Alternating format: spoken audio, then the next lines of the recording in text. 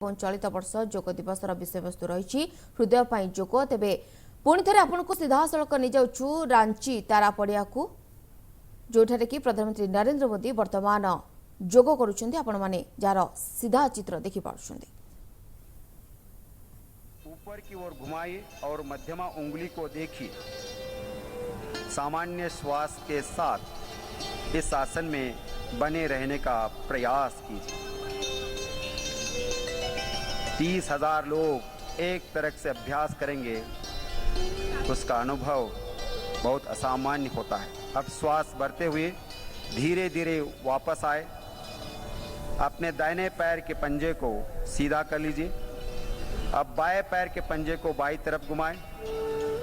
श्वास छोड़ते हुए धीरे धीरे बाईं तरफ झुकते जाए। बाएं हाथ को बाएं पैर के पीछे रखिए। अपने सिर को ऊपर की ओर घुमाएं और मध्यमा उंगली को देखिए। सामान्य श्वास के साथ इस आसन में बने रहिए। त्रिकोणासन कमर, जंघाओं तथा कंधे की मांसपेशियों को मजबूत बनाता है। धीरे से श्वास भरते हुए वापस आइए। अपने बाएं पैर के पंजे को सीधा कर लीजिए। अब हाथों को भी वापस ले आइए और दोनों पैरों को मिलाइए। विश्राम कीजिए। अब हम बैठकर किए जाने वाले आसनों का अभ्यास करेंगे। धीरे से बैठ जाए।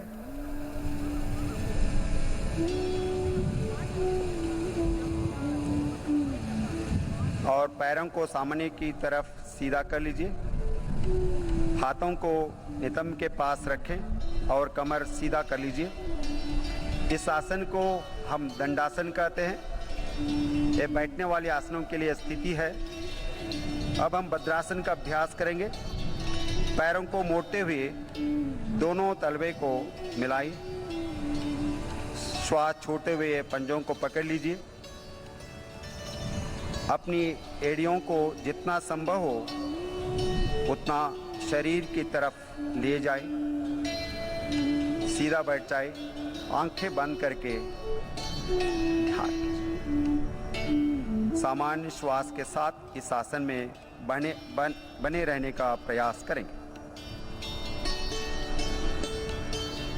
धीरे से दंडासन में वापस आइए। भद्रासन शरीर और मन को दृढ़ता प्रदान करता है। अब हम वज्रासन का अभ्यास करेंगे।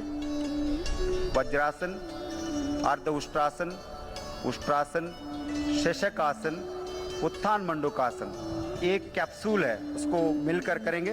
पहला अभ्यास वज्रासन। पैरों को मोड़ते हुए एड़ियों के बीच बैठ जाए। दोनों पैरों को अंगूठे परस्पर मिले हो। हाथों को घुटनों पर रखिए। कमर और गर्दन को सीधा रखिए। इस स्थिति को हम वज्रासन कहते हैं। आंखें बंद करें। वज्रासन पाचन शक्ति बढ़ाने में सहायक है। इसी स्थिति से हम अर्ध उष्ट्रासन करेंगे। घुटनों पर खड़े हो जाइए। हाथों को नितंब पर रखिए। श्वास लेते हुए सिर और कमर को पीछे की तरफ झुकाएं। सामान्य श्वास के साथ इस स्थिति में बने रहे।